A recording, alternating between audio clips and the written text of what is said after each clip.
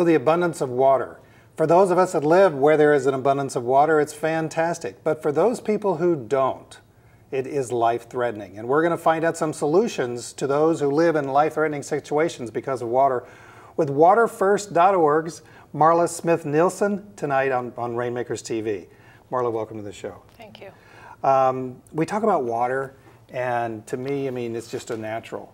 It's a natural that it's easy, and I just turn on the spigot, but you're a little different, huh?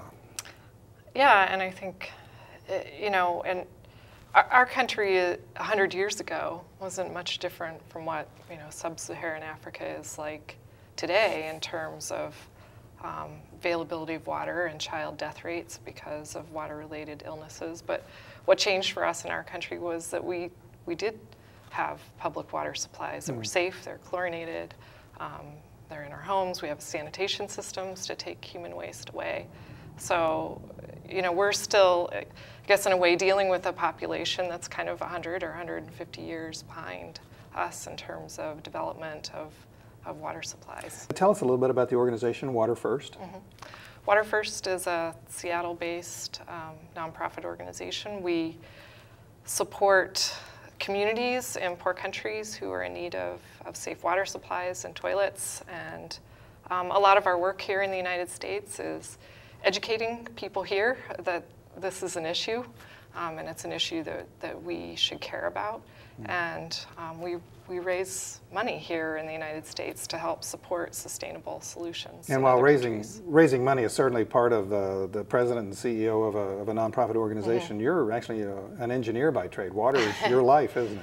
Yeah, and I'm married to an engineer who works for Seattle Public Utilities, so it's definitely my whole life.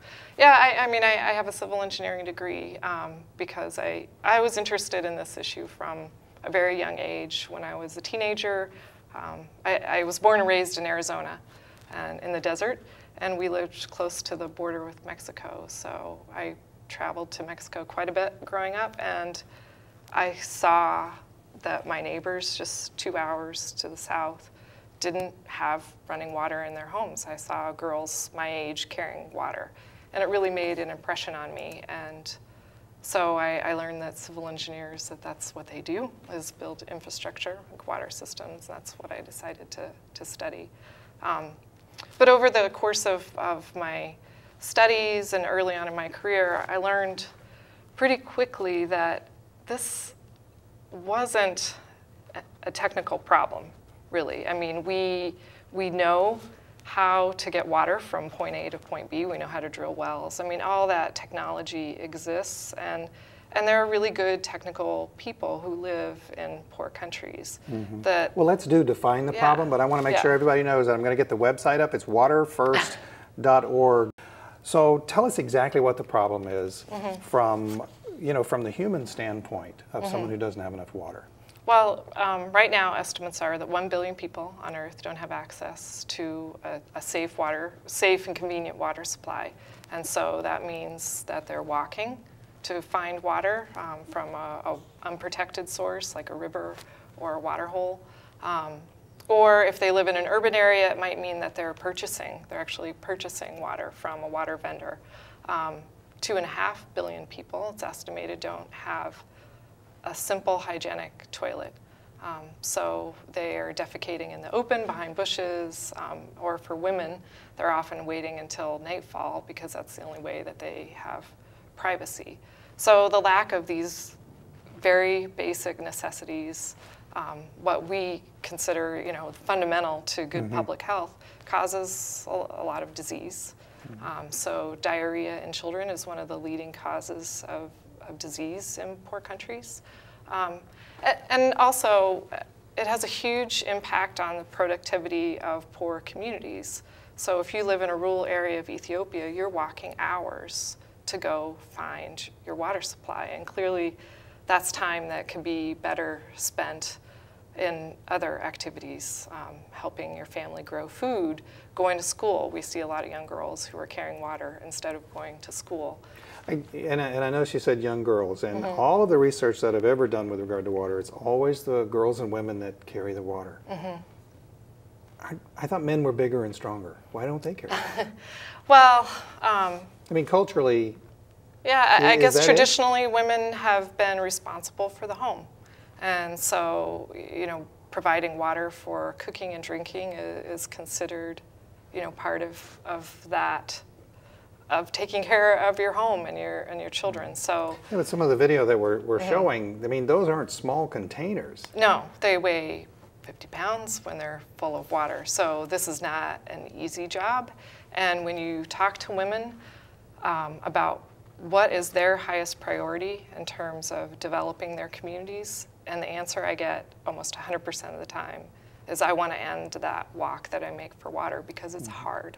And it doesn't matter what continent you're on. If they're walking, you know, to carry water, it just doesn't matter. Now, so you talk about the problem is a lack of water or a lack of sanitation, and that also has an impact on the cycle of poverty too, right? Right. So if you're spending your time walking to get water, there's an opportunity cost there. You're not spending it in other activities that might bring income to your household. Or, you know, like we're saying, it's young girls who are carrying this water, so they're not getting an education. That means they're not literate. I think it's no surprise that the poorest countries in the world also have the lowest female literacy rates. So I see a relationship there. There's also a relationship just in terms of how much money people spend treating disease. So, I mean, it's crazy the amount of income that people spend on simply treating diarrheal disease, a totally preventable illness. So what we want to do with our projects is, you know, end diarrheal disease in these households so that they're not having to spend their income buying medicines, visiting the doctor, and ending that walk for water so that they can do something better with that time. Now, where do these problems exist? What countries? Or is it what areas of the world? It's, I mean, gosh, it's all over the world. I mean, poor countries, we have countries, we're working in Latin America, we're working in Africa, we're working in Asia. I think most of the people who are without water and sanitation right now are living in Africa and Asia. Africa and Asia, and so you work there as well? We work there, yeah. But also, I noticed that you do work in Central America too, Right. and I want to be sure to get to that project. But Yeah. but let's go to some of the projects that you have. How does Water1st, you know, determine that we're going to go into X country and we're going to fix this problem? How do you do that? It's not an easy decision. I mean, we don't have enough money to be everywhere, so we do have to make some choices. And you know, one of the things that I think has prevented the international development sector from really making progress on this issue is that there are a lot of failed water and sanitation projects out there. So one of the things that we require is that we have a local counterpart on the ground who has a track record of implementing sustainable projects. So that's one decision point for us, is can we find a good local counterpart that can do good work? And obviously there needs to be a need. So we're looking at countries who have a need for these kinds of projects, a very poor population. When you say these kinds of projects, what exactly do you mean? What I mean is a water project that supplies water at a convenient point, either at a household or within a 10-minute walking distance from a household. So, and that water project can be a number of things. It could be a spring that's capped and a pipe takes the water, flows downhill to the community, or it could be a well that's drilled. But somehow we're identifying a safe source of water and getting it conveniently to people's homes. And then you talked about a counterpart, a suitable counterpart on the ground that's local. What does that mean? We are right now working with local nonprofit organizations that are staffed by nationals of the countries that we're working in. So for example, in Ethiopia, we're working with an organization there called Water Action. They were founded by professionals, Ethiopian professionals who saw water and sanitation as a huge issue for the development of their country. So they decided to start an organization to help solve it. So we we work with them, we provide them with funding, we provide them with advice, and you know, they really have all the professional staff working for them that they need. They have technical people who understand how to design a water system. They have community development people who understand how to organize community members who benefit from these projects so that they can, on their own, operate and maintain these projects once they're done. They have good like public health people who can spread messages within the communities. So you really had talked an awful lot about the local relationships. Yeah. So let's go with the public health people first, because they're usually government people. When someone from the United States goes into Ethiopia and says, we want to help you build some type of water system or sanitation system, do you go to the government first? Do you go to the local NGO first? Or what do you do? It actually kind of works the other way around. So our local partner has a presence there. They have a reputation there. And communities and the local government are approaching them and saying, look, we are a community that doesn't have access to safe water. Can you help us? And so our local counterpart, Water Action, will meet with community leaders, assess the situation. Is it technically possible? Is the community really committed to this? Once they determine that it sort of meets their criteria for readiness, then that information gets passed to us in the form of a proposal for funding. Oh, okay. And let's get specific then. You talked about Ethiopia. I know that's a success story for you. And what happened? Where did it happen? And is it a success story? Oh, definitely. We're really proud of the work that's been done there. We have now completed 3 separate water systems, and those together are providing water services to nearly 15,000 people. And when I hear water system, I'm hearing millions and millions of dollars. And of course, here in the United States, we would have lots of administrative processes. Does it work that same way? For a poor Ethiopian, this is definitely a really expensive system, but by our standards, it's not. Our projects there average about $60 per person for everything. So that's all the pipes in the ground, all the training that goes with the project. That's not much. And that's our upfront cost. We never have to pay that again. The local people themselves are responsible. They create a water utility, basically, as part of this project. The water utility is typically volunteer basis. So people who are using the water system will pay a water bill to this water utility, and those funds are used for operation and maintenance. It's a very affordable fee. We're talking like a penny a day. Really? For most households. Okay, and so even for those who live on $2 a day, that penny a day is for water is affordable. It is affordable, and people, because of the effort that they were making to get water previously, the walks that they were making, because our water projects really focus on not only making sure water is safe, but that it's also convenient, it's close to their homes, they value it. So even poor people will pay something if they value it.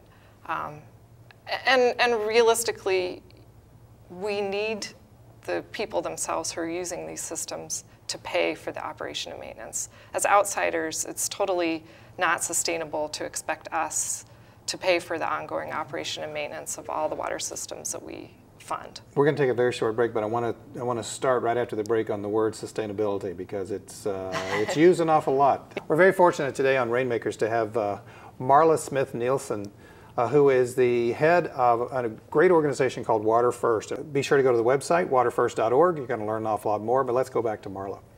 Marla, we talked about sustainability.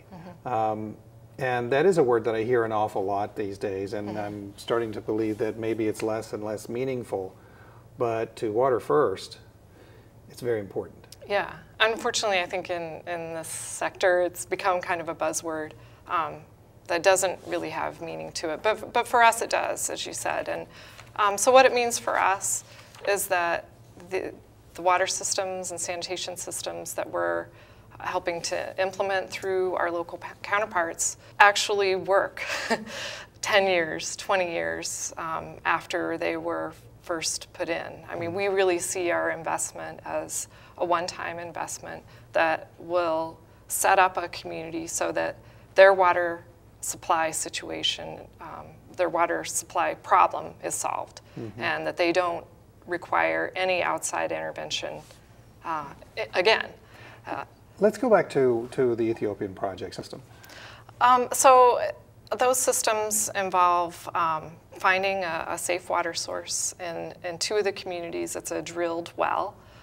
The water is pumped up from an abundant aquifer underground.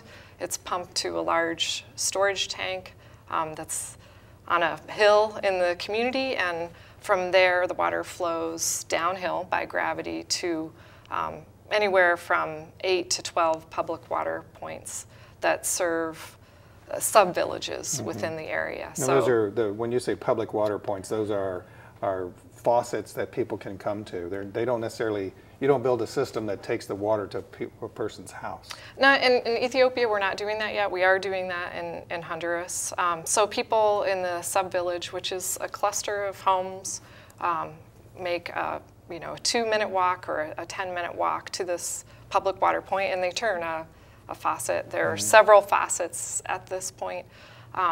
There's always what's called a tap attendant there, and that tap attendant.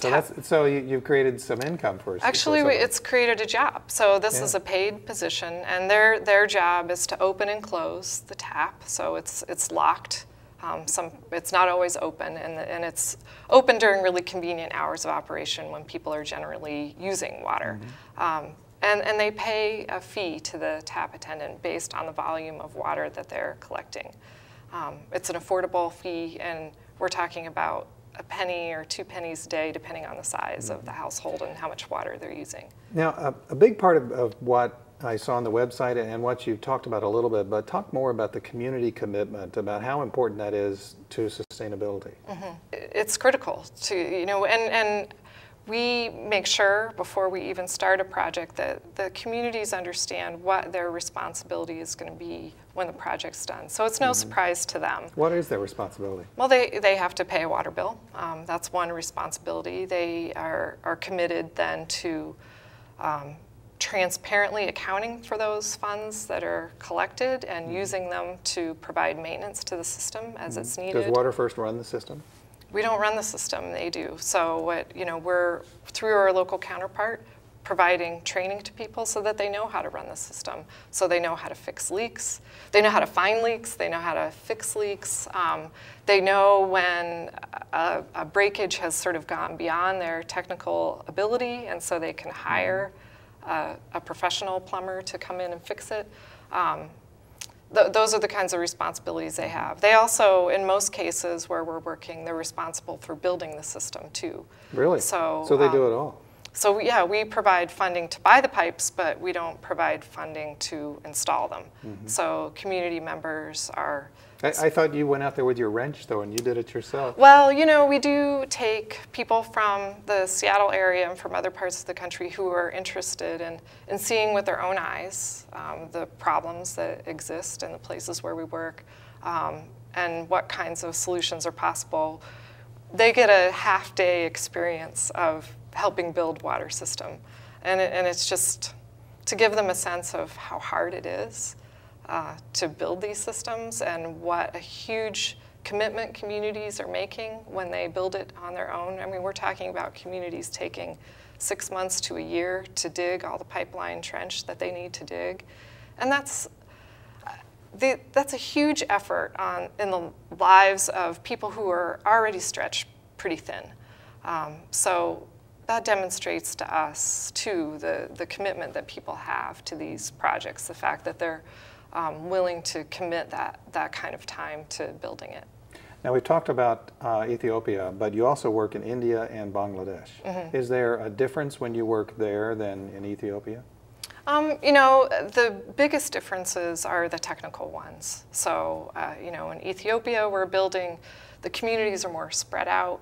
So we have to invest a lot more in pipe in order to get the safe water conveniently to people's houses. In India and Bangladesh, we're working with populations that are a lot denser, so we're able to do hand pump systems that serve people conveniently. So those are the biggest differences I see, but in terms of people valuing these systems and their willingness and readiness to pay a water bill, to maintain these systems, we don't really see a lot of differences. Now, I've seen pictures on the website of women going to a water source, and it was either a river or a creek or some body of water that I couldn't even tell what it was. But you're actually digging in the ground and finding a well or finding an underground water source, and you said that's a safe water source? What do you mean by safe? I mean, we actually test the water So to make clean. sure that it's clean, that it's not, doesn't have bacteriological contamination, doesn't have, chemical contamination. So, and it doesn't always mean drilling a well. In Honduras, we're working in a really mountainous region in the western part of Honduras, and we're able to find really clean, pristine mountain springs, and we cap them to protect them from future contamination. And also there's a lot of training in that particular program area in the communities so that they understand the impact that they can have on their water source so that they're not operating in the watershed. Well, you read my mind because I wanted to get to Honduras. I mean, when I think of Honduras, I think of richness, plenty of water. I mean, you would never not have it. But there's a difference between not having enough water and not having enough clean water then, huh? Yeah, and I think Honduras has a huge variety of climates too. So, I think that there are people who are living in sort of lush tropical regions. Where we're working is in a really dry pine forest. And the water is available and people are finding it, but it is a matter of they live one place where they can grow their coffee crops and their corn crops to survive, and it isn't necessarily where there's abundant water supplies. It's great to talk about successes, and I always want to talk about that on Rainmakers, but we also have to talk about successes yet to be. So another way of putting that is, what are the obstacles? What are the barriers to success for Water1st? We touched a little bit on sustainability issues. So one of the things that we're really working on, and we hope to provide leadership in this sector, is the sustainability issue. And I think what really needs to happen, not just for us, but for any organization that's trying to do good work in this sector, is for there to be an independent evaluation of sustainability. We all talk about sustainability, we all have language about it on our websites, but people are really relying on us sort of filling out our own report cards. And we're organizations that need funding to do our work, so I don't think we're really objective in evaluating ourselves, and we tend to give ourselves straight A's. So what we would really like to see happen is something that's along the lines of a charity navigator, where there's a rating that's given to water and sanitation organizations based on actual outcomes that are independently evaluated. So in other words, somebody is going and looking at Water1st's old projects and verifying that, yes, these projects are still operating. There's a water utility that's set up to run them. They have money in their bank account. They're able to pay all their expenses. All the things that we are now telling our donors, and we're honest about it, that we're doing. We would like to see that independently verified. And I think that that'll help organizations like ours become a good choice for donors. I think that there are a lot of donors who are a little bit nervous about giving to international projects because they've heard that there's a lot of failure there. It's not something that they can see with their own eyes. And so I think that some sort of independent rating system is another tool that donors can use to help make good decisions. Have you come up against local objections to what you wanted to do at any point in time? It has happened, and it's what rare. Were they, and why were they, I guess? It's in the initial stages when when our local partners are talking with communities about what their responsibilities are going to be in the project, that they're going to have to spend time digging trenches, that they're going to have to commit to paying for it. And it's at that point that some communities will back out. And that's a good point for them to back out. If they're not ready to make a commitment to sustaining this project, then we don't want to invest in it. And it's sad for the women and children who are still going to be walking and carrying water in that case, but it does happen. We have less than 3 minutes to go, and we've got to talk about sanitation. Okay. Because that's a big part about what you do. Yeah. And why is it so important, and how can you introduce toilets into a community that doesn't have them? All the projects that we do are integrated. So we have the name Water1st, and we talk about water, but really, when we define a water project, it's a water, sanitation, and hygiene education project. It has all three components because they're all interconnected in terms of good public health. And I think the best toilet projects for us start off as a water project. So when we go to a rural Honduran community, they want water. They value water. They don't want to walk for water anymore.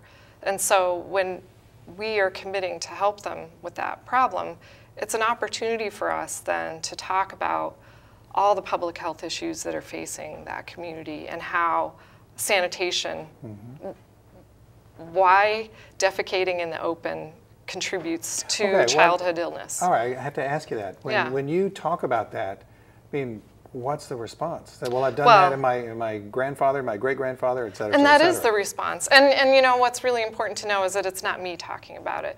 It's a Honduran villager. and the education is done sort of household to household, neighbor to neighbor. So our partners are really great at identifying local leaders in the community who understand this information right away and are willing to be the messengers. And so they go and talk to their neighbors about the importance of having a toilet, the importance of washing their hands, and that's how the information is spread.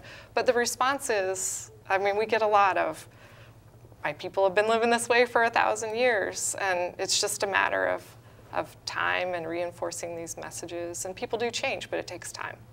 So we got about 30 seconds left. What's next for Water1st? Well, continuing to do what we do. We are continuing to raise funds this year to support our projects, and the only limitation that we face in implementing more really good projects is money. Water is a sanitation issue, water is a health issue, water is an economic issue, because we've talked about the cycle of poverty. But go to water1st.org and you're going to learn even more than that. We'll see you next time on Rainmakers TV. Take care.